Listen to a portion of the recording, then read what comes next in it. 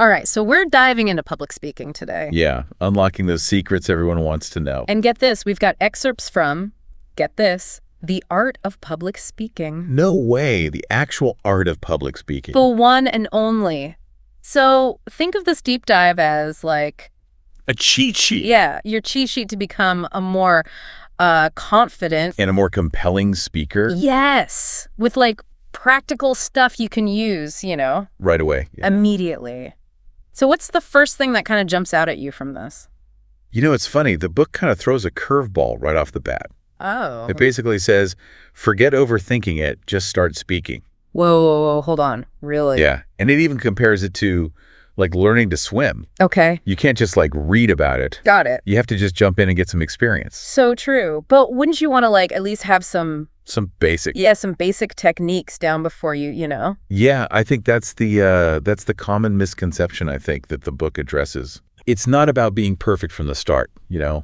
It's about overcoming that fear of the fear of failure. yes, failure. Yeah. And building confidence through action. Oh, interesting. Yeah, every time you speak, Mm-hmm. you learn something, Totally. both from like your own self-observation Yeah. and also how the audience responds. So it's more about embracing that learning process. Exactly. Rather than just Like striving for perfection right away, right out of the gate. right out of the gate. Yeah. I like that. And this kind of ties into the next point, Okay. which is the conceit trap. Conceit trap. Okay. The author cautions against assuming, Assuming you're already amazing. yes, assuming you're already a brilliant speaker. Oh, wow. It emphasizes that even, seasoned speakers can benefit from Oh, yeah. humility So important. and a willingness to learn. Yeah. There's a great Kipling quote here. Ooh, I love Kipling.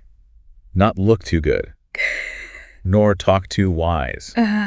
Oh, that's a good one. Yeah, That's a good one to remember. to keep in mind. I can definitely see how Yeah. coming across as too, Too self-assured, too self-assured can turn an audience off. for sure. Is that what the book means by like It's emphasizing authenticity. authenticity? Yeah. When you're too focused on appearing impressive, Yeah. you risk losing that genuine connection Yeah. with the audience. Right. They crave sincerity, Mm-hmm. not a performance. That's so true. It is. Okay, this next part really stood out to me. Oh, yeah.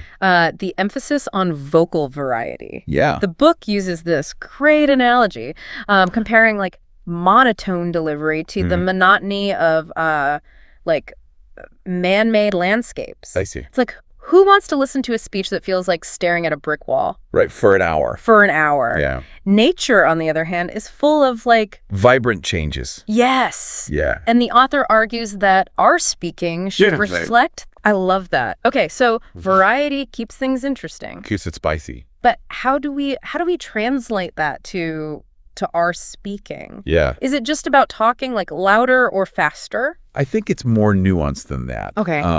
The book talks about using vocal inflection, Vocal inflection. Okay. changing your pitch and volume to emphasize. Any words or phrases. Yeah, it's almost like adding punctuation to your speech. I like that. And then there's the power of the pause, Oh, the pause. which can be like just as impactful as the words themselves. I've never really thought about pauses as like a strategic tool. Oh, yeah. How does that work? Imagine a roller coaster suddenly stopping Oh, at the top. at the very top of the highest drop. Oh my God. The anticipation, Yeah. the silence before the plunge. That's the kind of power Wow. a well-placed pause can have. Intense. That allows your ideas to like Sink in. sink in. Yeah. Gives the audience a moment to process what you've said. So powerful. Yeah. Okay, I'm starting to see how much thought goes into, Crafting. crafting a truly engaging speech. It's true. It's not just the words. Right, It's how you deliver them. It's the delivery. It's everything. It's the whole package. Yeah. And that leads us to another point. The book stresses Yeah. true emphasis Tarne. comes from intensity, Intensity and earnestness. not just volume.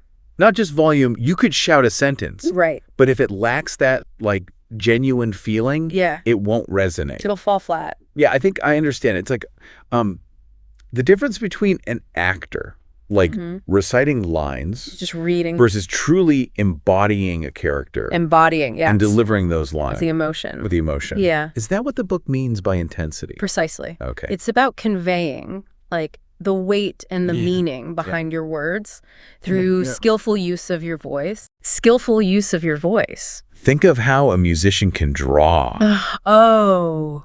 A range of emotions. Range of emotion from a single from instrument. a single instrument. Yeah. Just by varying their Touch, touch. their technique. Speaking is similar. It's an art. It's an art form. For sure. Now, gestures. Gestures. Yes. The book seems to advocate for like spontaneity, Uh-huh. but also emphasizes practice Practice and control. and control. Mm-hmm. I'm a little confused. How can you be How can you be both? both spontaneous and practiced? It's about finding that sweet spot Okay, between like natural movement and deliberate control. got it. The source gives examples of like historical figures like Okay. Whitefield and Savonarola, Heart of the... known for their dramatic gestures. Yeah. They weren't just, flailing their arms randomly. Right. Their movements were purposeful Yeah. and enhanced their message. So is it like being a dancer? Kind of, yeah. They make it look Effortless, but there's so much training behind it. years of training. Would you say it's about like developing a vocabulary of gestures, Mm-hmm. but using them Organically. organically as needed? Yeah, that's a great analogy. Okay. A skilled speaker uses gestures to like To emphasize key points. emphasize key points. Yeah. Paint pictures in the air. And convey Their passion. their passion, yeah. And practice helps you build that Yeah. repertoire of gestures Okay. so they feel natural and emerge spontaneously. This next concept is a little harder to grasp. Oh, yeah. Reserve power. Reserve power The book describes it as having more knowledge and material than you actually use. than you actually use in your speech. Mm. I'm not sure I understand the practical application of that. Think of it this way. Okay. It's like traveling with more than just the exact return fare. Oh, okay. You have that extra cushion, Yeah. that sense of security, I like that. knowing you're prepared. For whatever comes your way. Yeah. Yeah. Having a deep well of knowledge gives you confidence and credibility. Yeah. And it shows in your delivery. So you're not scrambling for like, You're not fumbling through your notes. Yeah. You're speaking from a place of authority. and that makes you more convincing. Absolutely. Get it. Yeah. I see how that could be Empowering. empowering. Yes. Very empowering. What else does the book say about developing this reserve power? Well, it emphasizes the importance of observation. Observation. It talks about the Maupassant, De Maupassant. suction pump, Suction pump eye. Okay. constantly absorbing details There's all around him. from the world. Yeah. That's a powerful image. It is. I imagine him like constantly taking Mental snapshots. mental snapshots. Yes. Yeah. Like a photographer. Searching for the perfect shot. Yes. Yeah. But how does this translate to public speaking? It's about training yourself to see the world With fresh eyes. with fresh eyes To notice those little nuances. that others might miss. Yes. And this attentiveness Yeah. not only enriches your own understanding, Mhm. it provides you with a wealth of material Oh, interesting. to draw upon in your speaking. So it's not just about passively observing. It's Yeah. about actively Engaging with the world. engaging with the world, Yeah. looking for those little Little detail. details that can like The arc ideas. spark ideas. Yes. And bring your Bring your speeches to life. speeches to life. I like that. And that includes like being attuned to your audience Oh, your audience, by observing their reactions, their body language. their body language. Yeah. You can tailor your message to resonate more deeply with them. in real time. It's like reading the room Reading the room. Yeah. and responding In real time. in real time. Yeah. That makes a lot of sense. It does. You don't want to be so focused on like your own delivery Right. that you lose sight of How your audience is responding. how our audience is responding. You got it. Speaking of connecting with your audience, Mhm. the book also highlights the power of passion Passion. Yeah. in persuasion, It argues that genuine emotion genuine emotion. plays a crucial role Yeah. in moving an audience to action. I've definitely felt that myself. Yeah. When a speaker is truly passionate about their topic, Mhm. it's contagious. It's contagious. It's true. But I wonder if Yeah. there's like a fine line Between genuine passion genuine passion, and coming across as too. too forceful or manipulative. That's a great point. Yeah. And it's something that the book addresses directly. Okay. It emphasizes the importance of, Sincerity. sincerity, Yeah, no, respect. respect for your audience. For your audience. It's not about manipulating their emotions. Yeah. It's about tapping into like shared values and experiences. Oh, shared values. To create a genuine connection. Okay. Think about Martin Luther King Jr.'s Oh, yeah. powerful speeches during the civil rights movement. Yeah. He didn't just present, facts and figures. Yeah. He appealed to people's It's justice. justice, They're yearning for equality their desire for for your future. a better future. Yeah. Yeah. Wow, that's a powerful example. It is. It really shows how skillfully using emotion can inspire And motivate people to take action. and motivate people to take action. It's true. But what about those times when a more a logical, data-driven Data type approach is needed? Mhm. Like if you're giving a presentation about Yeah. financial projections or scientific research. The book acknowledges Okay. that different situations call for different approaches. Right.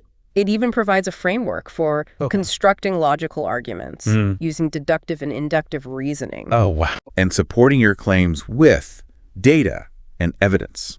So it's like having different tools in your persuasion toolkit. persuasion toolkit. Sometimes you need a hammer. Sometimes you need a screwdriver. Screwdriver. I love that analogy. It's true. So a skilled speaker knows Knows which tool to use when. when to use which tool, Exactly. depending on the topic And the audience. and the audience. It's all about context. Now, what about adapting your delivery Mm. to different types of speeches? Yeah, that's important. Is there a difference Well, between, that's say, giving a motivational speech versus A eulogy. a eulogy? Yeah. The book distinguishes between speeches that are primarily Okay. informative, Informative, persuasive, or ceremonial in nature. ceremonial. Oh, yeah. The purpose of your speech Yeah. will dictate Just take your your approach, approach. your Yeah. tone, Yeah. even your delivery style. Wow. An informative speech might focus on clarity Clarity. and conciseness, Conciseness while a persuasive speech might aim to evoke emotion, evoke emotion, inspire action. inspire action. Yeah. And ceremonial speeches, Like, like eulogies or wedding toasts, yeah. often have a more personal and emotional tone, Okay. focusing on It's celebration. a little commemoration. Commemoration. Yeah. I could see how those distinctions Really important. would be important. Yeah. Yeah, you wouldn't want to give a A somber eulogy somber eulogy. Yeah. with the same Upbeat energy. upbeat energy as a motivational speech. Exactly. You'd clear the room, Probably. and the book offers Yeah. specific tips for crafting Crafting and delivering each type of speech. each type of speech effectively. Effectively, yes. For example, Really emphasizes the importance of His storytelling in ceremonial speeches. okay, The power of visual aids visual aids, yeah, in informative speeches. and the use of rhetorical devices Rhetorical devices, yeah. in persuasive speeches. It really is an incredible resource. It is Packed with practical advice. very practical. I'm so glad we Yeah. took the time to do this deep dive. Richard, I feel like I've learned so much. I feel like I've learned so much as well. It feels like we've been Assembling a toolkit, assembling a toolkit, yes, piece by piece. piece by piece, yeah. Now it's time to see how all those pieces like fit together. Yeah. And Put put the that whole knowledge thing in Practice into practice. Okay, so I'm ready for the strategic masterclass. All right, let's do it. What's the first thing that jumps out at you? Well, it dives right into the art of persuasion, Persuasion. which is essential Mm. if you want to move people to action. Persuasion, huh? Yeah. I've always thought of that as like a bit of a The dark art, dark art, yeah. a little bit.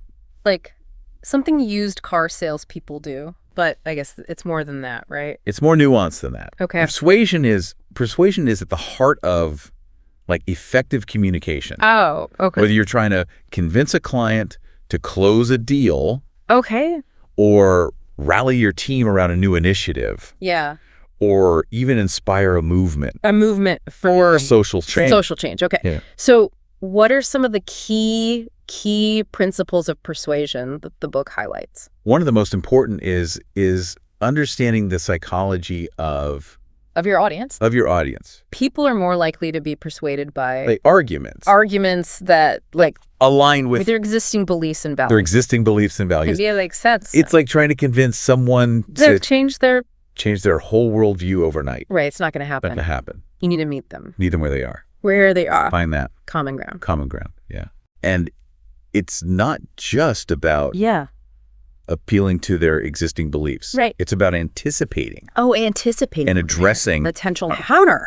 counter argument. You have counter arguments. Wow. The book even suggests a framework for analyzing arguments, looking for logical fallacies, Oh, interesting. and ensuring that your claims Are supported by are supported by credible evidence. credible evidence. So it's almost like being a, A lawyer building a case building a case. You need to be prepared to to defend your position, defend your position. anticipate Anticipate objections. objections, And back up your claims with solid evidence. solid evidence. Yeah. It's a good analogy. It's a great And analogy. the book doesn't just focus on logic and reason. Okay. It also emphasizes the importance of Emotional appeals. emotional appeals Persuasion. and persuasion. Yeah. Okay. We've already talked about that. Power of passion. The power of passion. Yeah. But it goes beyond that. It goes beyond that. Okay. It's about understanding Yeah. the emotions that drive human behavior. Oh, wow. Things like hope, Hope. fear, Swimming. aspiration, The aspiration. and using them Okay. ethically to connect with your audience on a On a deeper level. deeper level. Yeah. Okay, I'm curious about that. How do you use emotion in a way that feels That feels authentic authentic? Yeah. and not manipulative. manipulative. Yeah. I wouldn't want to make my audience feel like Like I'm trying to trick to them. tip them into agreeing with you. Agreeing with me. Yeah. That's a valid concern. Mm-hmm. And it's something the book addresses directly. Okay. It emphasizes the importance of sincerity Sincerity. and respect for your audience. Respect for your audience. It's not about manipulating their emotions. Right. It's about tapping into, like, shared values and experiences. Oh, shared value. Okay. To create a genuine a genuine connection. connection. Think about Martin Luther King Jr.'s powerful speeches during the Civil Rights Movement. He didn't just present, Facts and figures. facts and figures. Yeah. He appealed to people's sense of justice, They're yearning for equality yearning for equality, and their desire for a better future. a better future. Yeah.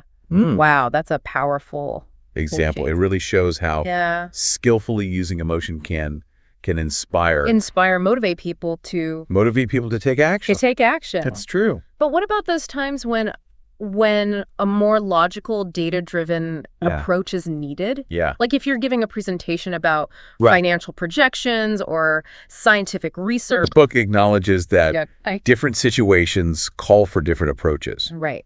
It even provides a framework for constructing Constructing it. logical arguments using deductive and inductive reasoning. Wow, that's getting into it Yeah. and supporting your claims with data and evidence. Data and evidence. So it's like having than- different tools in your Persuasion. persuasion toolkit. Sometimes you need a hammer. Sometimes you need a screwdriver. Exactly. I love that. Yeah. So a skilled speaker knows Knows which tool to use when. when to use which tool, Mhm. depending on the topic and the audience. All about context. All about context, yeah. Yeah. Now, what about adapting your delivery to different types of speeches? Yeah, that's important. Is there a difference between Absolutely. giving a motivational speech versus a eulogy? Big difference. A eulogy, yeah. The book distinguishes between speeches that are primarily Okay. informative, Informative. persuasive, Persuasive. or ceremonial in nature. Ceremonial. And Okay. the purpose of your speech will Will dictate your approach, tone.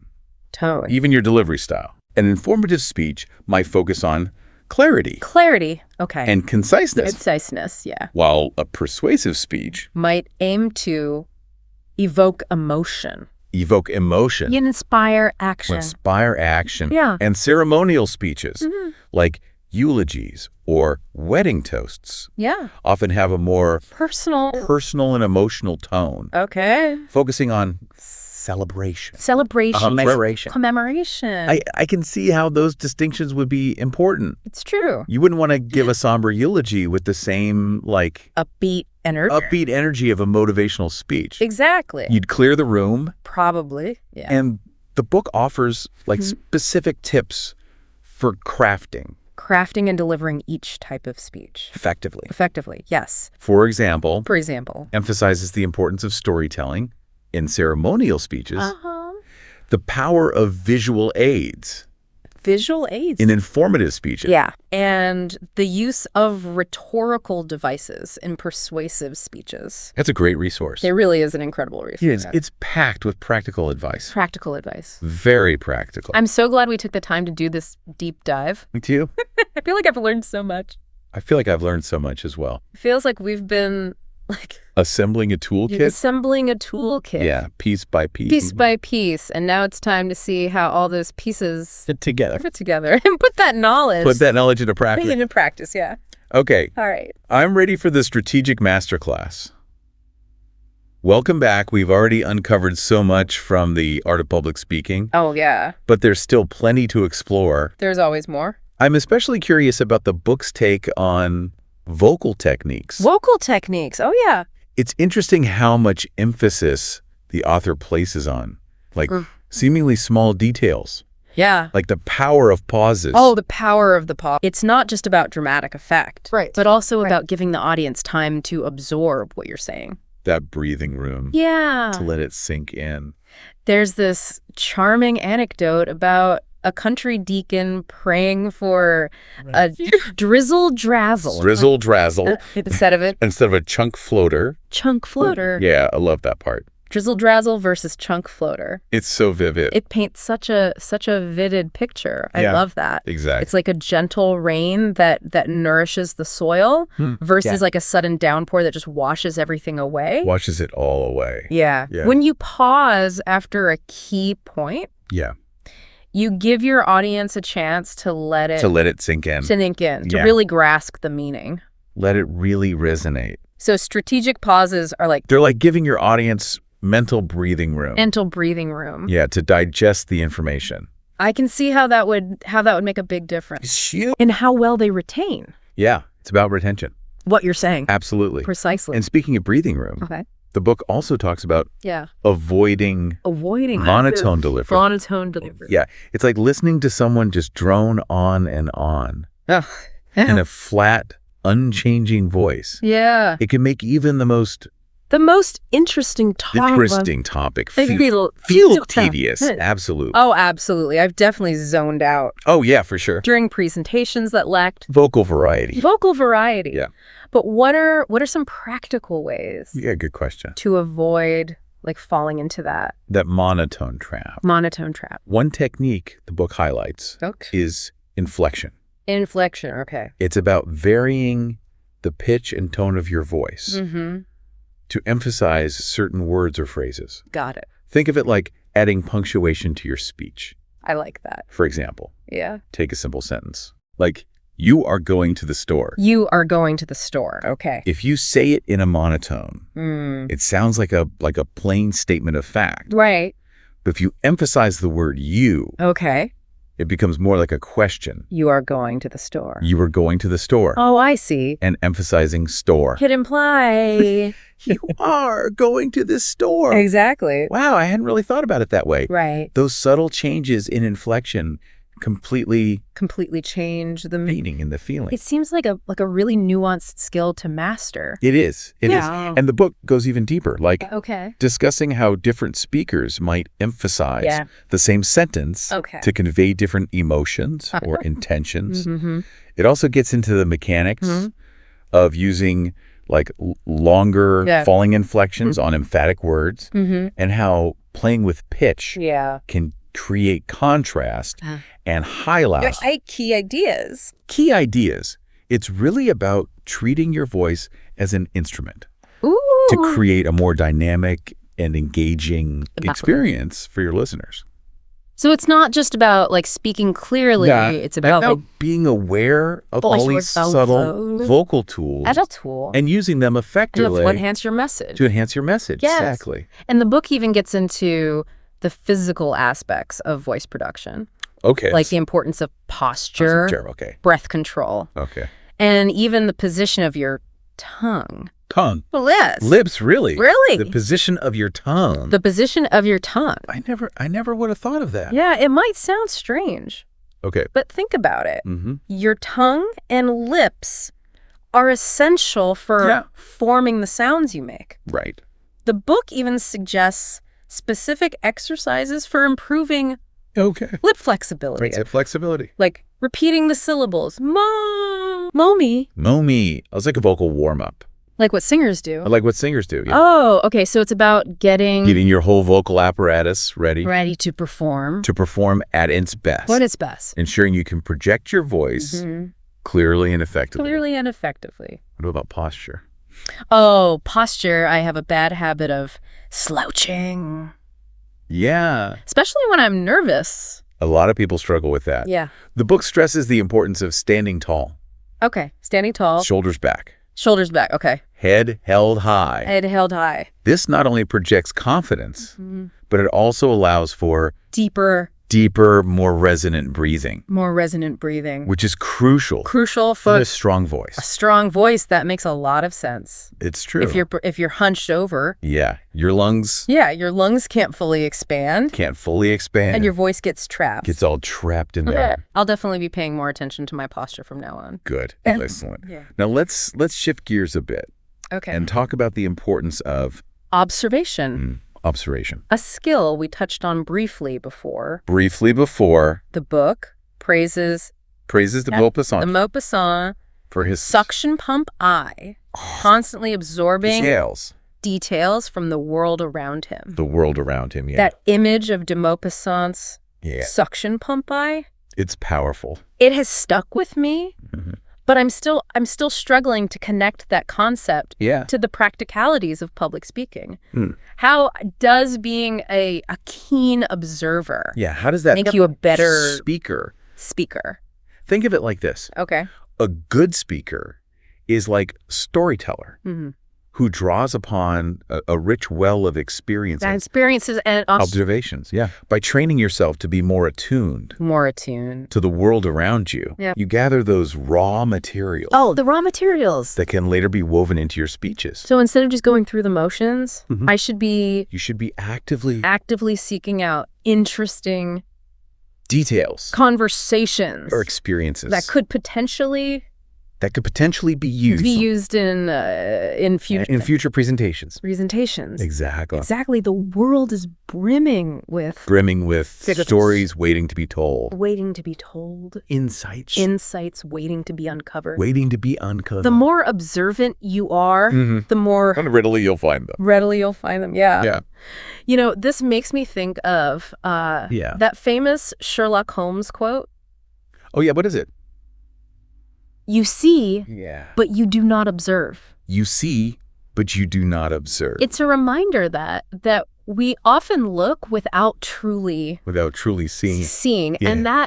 that active observation is a skill Could be cultivated. to be cultivated. That's a perfect connection. It is. And remember, Yeah. this skill also applies to observing your audience Yeah. by paying close attention to their reaction, Reaction. their body language. Your body language. You can tailor your message Mhm. to resonate more deeply with them. in real time. It's like reading the room, Reading the room. Yeah. And adjusting your approach as needed, it's almost like a conversation where Mhm. you're, back and forth.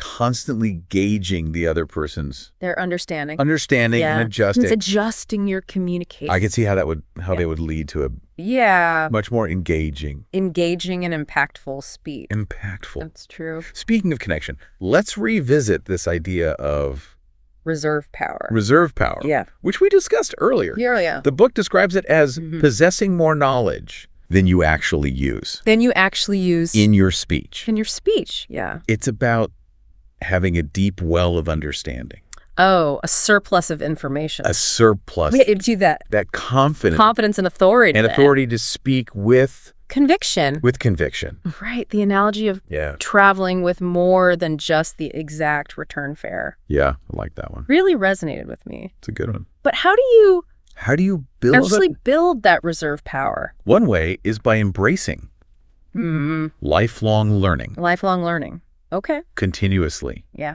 Seek out Seek out new knowledge. new knowledge, yeah. Immerse yourself in Different subject. different subjects. And be curious about the world around you. So it's not just about, like, Gathering what is information, their specific speech? a specific speech. Yeah, it's about It's about cultivating a general a thirst for knowledge. thirst for It knowledge will naturally enhance your speaking abilities over time. over time. Absolutely. And this ties into Yep.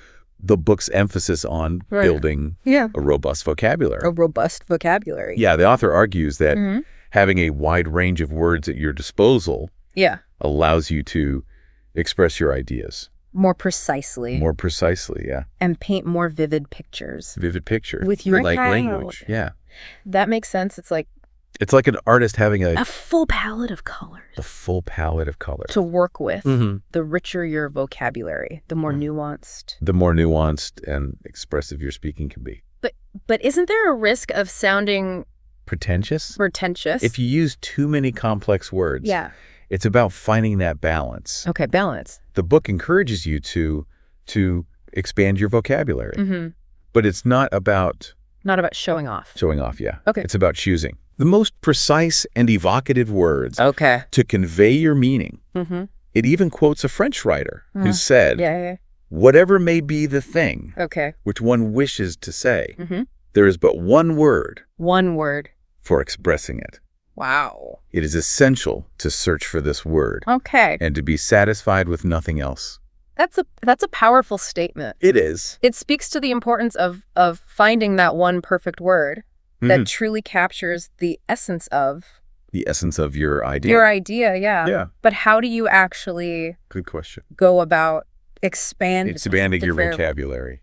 Well, reading widely is one of the One of the best ways. best ways. Okay. By exposing yourself to a variety of texts, Mhm. you'll naturally encounter Encounter new words. new words and absorb their meanings through context. Through content. Yeah. Okay. And don't be afraid to consult a dictionary, Or a thesaurus. a thesaurus, Yeah. when you come across a word A word you don't know. you don't know. It's like having a personal Language guide language guide right at your fingertips. right at your fingertips. Yeah. You know, when I was younger, I used to dread looking up words in the dictionary. Yeah. It felt like a Sure. chore, but now What do you- I find it fascinating to delve into like the etymology of words, Oh, yeah. to uncover Their hidden meanings and origins. their hidden meanings and origins. You have to treasure hunt. It's like unlocking these little Linguistic treasures. linguistic treasures, yeah. Now, something that I personally struggle with Oh, is memory. I've had those moments where I've completely blanked Oh, yeah. during a presentation. Just and sage fright. it's terrifying. It can be scary. What does the book say about overcoming that Overcoming that fear. fear? Yeah. Interestingly, while the book acknowledges Tara. the importance of memory Mm-hmm. in public speaking, Right. it also cautions against relying too heavily on rote memorization. Rote memorization Instead, it emphasizes the importance of understanding the material understanding the so materials thoroughly so thoroughly that it becomes like ingrained in your mind. ingrained in your mind, almost like second nature. So instead of memorizing a script word for word, yeah. it's about internalizing the ideas. The ideas, so you can speak about them naturally, and authentic, almost like your you're having a conversation. conversation. Exactly. And the book offers some practical tips Okay. for strengthening your memory. Oh, for strengthening your memory. One is to Good use multiple senses when learning Oh, multiple sentences. new information. Okay. Don't just read it silently. Right. Speak it aloud. Okay. Write it down. Write it down. Even try to, To visualize it. No. Visualize it. by engaging multiple senses. Yeah, you create Wow. a richer representation of the information Oh, richer representation. Okay. in your brain, Yeah. making it easier to recall. It's like creating a mental map A mental map, yeah. with multiple landmarks. Multiple landmarks, the more ways Mm-hmm. you connect to the information The easier it'll be to find your way back to it. to find your way back. That's a great analogy. That's a great analogy. And don't underestimate the power of repetition The more you to rehearse your material. the more deeply it becomes embedded in your memory. I can see how repetition Yeah. would help Solidify those memories. solidify those memories. Yeah. But won't my presentation sound Sounds stale and robotic if I If I rehearse too much. not necessarily. Okay. Each time you rehearse, Mhm. you have the opportunity to To refine your delivery. refine your delivery. Yeah. To experiment with different Phrasing, Phrasings. to find ways to make it more engaging engaging and dynamic. and What dynamic about using repetition as a tool for for improvement. improvement, not just Not just mindless repetition. mindless repetition. Right. Yeah. It's not about robotically Reciting. reciting a script. Yeah. It's about finding that sweet spot that sweet spot. where you know the material well enough. Yeah. To speak with confidence. Confidence and fluency. But you're still able to adapt Adapt. and Like, respond respond to your audience. to your audience And in the moment. in the moment, yeah. Exactly. And remember, Yeah. even the most seasoned speakers Mhm. rehearse thoroughly. Okay. Rehearse thoroughly. It's essential. It's part of the process. It is part of the process. Okay. I'm feeling much more motivated to tackle Mm-hmm. my memory challenges. Your memory challenges. Now, before we move on to the final part of our deep dive, Mm-hmm.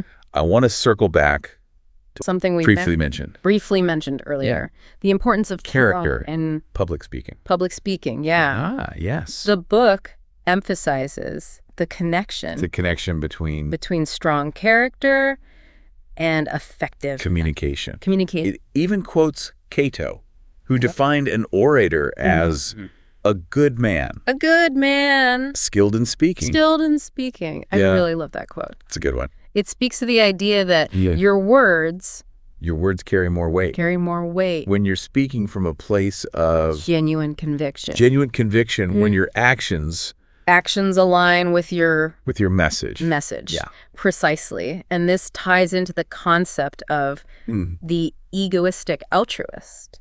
Egoistic altruist. A seemingly paradoxical. Paradoxical, drawn from Herbert Spencer's theory. Egoistic altruist. Yeah, it's a mouthful. That sounds like a contradiction A contradiction in terms. in terms. It does. Mm-hmm. But the theory suggests Okay. that true altruism Mm-hmm. actually stems from a deep understanding of Mm-hmm. our interconnectedness Interconnectedness with others. with others. It's about recognizing that Mm-hmm. by helping others.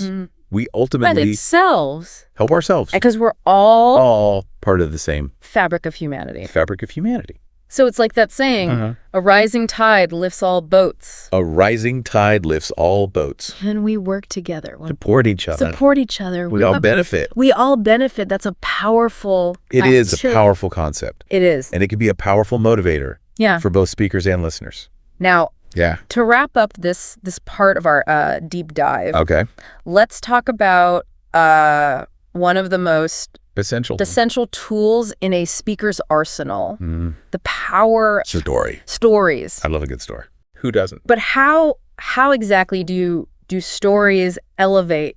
Elevator Beach. Yeah, The book argues that yeah. stories are much more Mm-hmm. than just examples or anecdotes. Okay. They have the power To transport us to transport us to different worlds. different worlds, Mhm. to evoke Strong emotions. strong emotions, Yeah. and to create Basic a connections. deep connection between. the speaker and the audience. It even provides examples of legendary speakers. Like Jesus, Abraham Lincoln. Abraham Lincoln, Martin Luther King Jr. all of whom masterfully used Masterfully used. stories to captivate, Exactly. inspire their audiences. Inspire their audiences. I can definitely see that. It's true.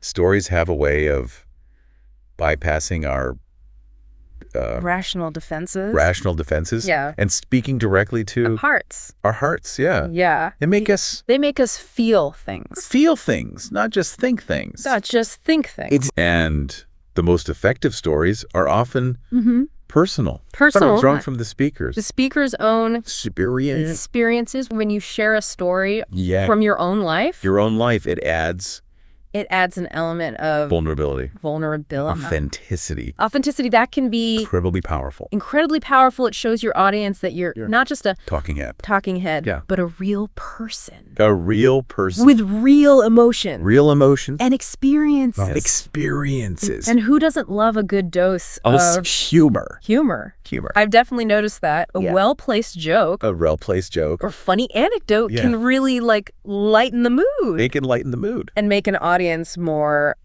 Receptive. receptive to what you're saying. Yeah, it builds rapport. Absolutely. It makes you more relatable More relatable, and human. more human. Yeah. Mm-hmm. But doesn't using humor Risks undermining undermining your credibility. credibility. Yeah. Or making your presentation seem less Less serious. serious. Not if it's done well.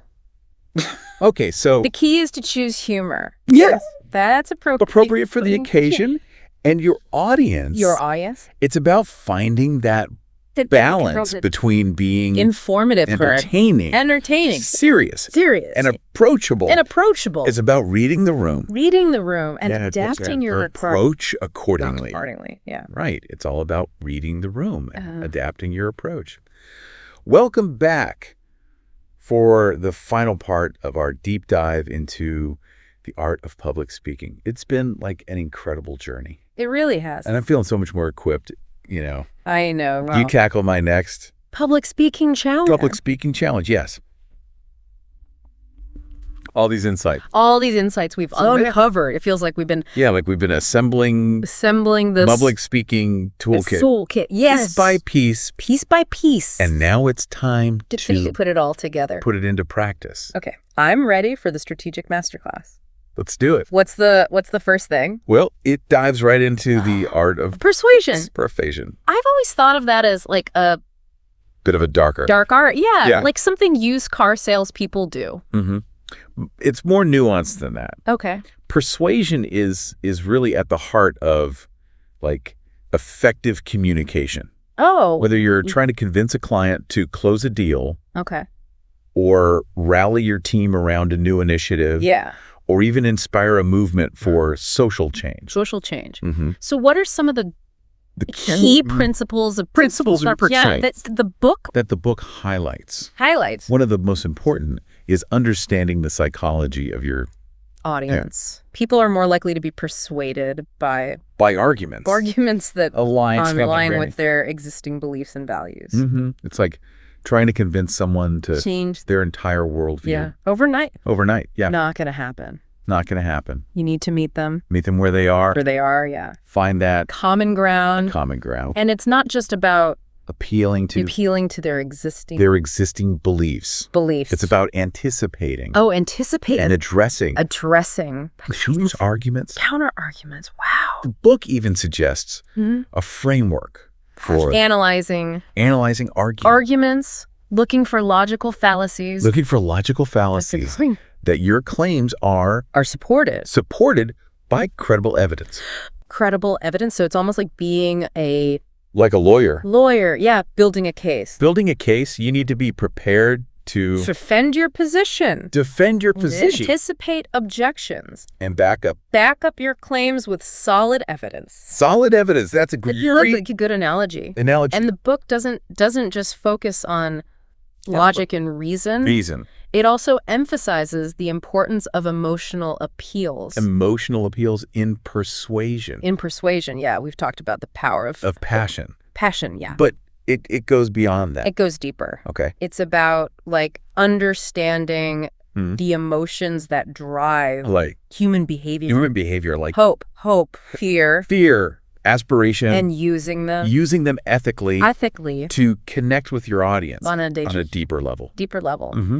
Okay, I'm curious about that. How do you use emotion in a way that feels Authentic, authentic? Yeah. not manipulative.